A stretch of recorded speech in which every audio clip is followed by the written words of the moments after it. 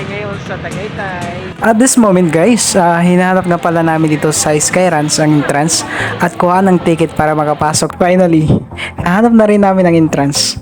At sa ilang minutong paghintay dahil sa mahabang pila, makakapasok na rin kami sa loob.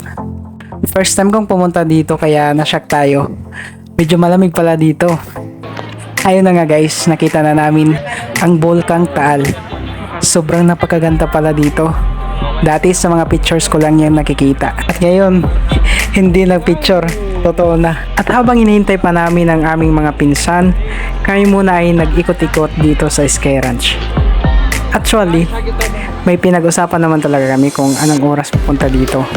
Kaso nahuli sila dahil hinihintay pa nila na lumubog ang araw dahil mainit daw sa pagbabiyahe.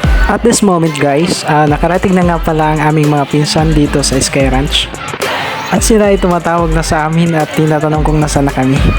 Pero hindi nila alam na nasa likod lang pala kami nila. Uy! Hi, Tony.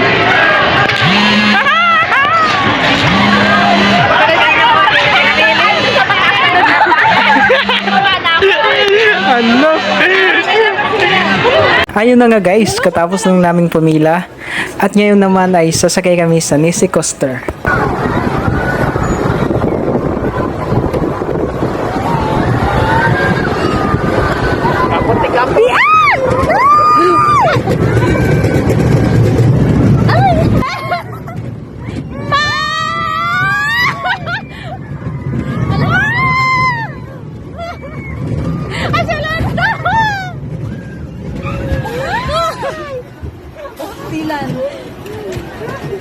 Habang pumipila kami para sa drop tower ride, biglang nag-fireworks.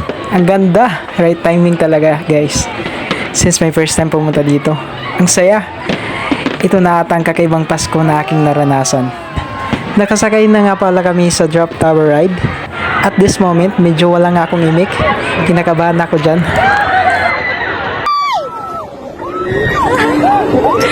Oh my God! Pero kanina, nang nag-aantay pa kami, sabi ko sa sarili ko, bakit kaya sobrang lakas ng mga sigawan nila? Yun pala ang feeling na akala mo mahulog ka at matatanggal ang atay mo sa kaba. Yung iba... Parang mabibitawan ko sa cellphone ko!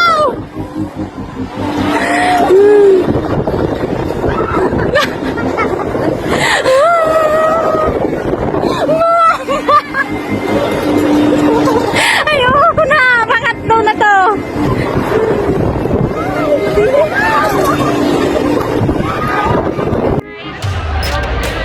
Okay guys, pauwi na nga kami. Hanggang dito na lang. Maraming salamat sa panonood.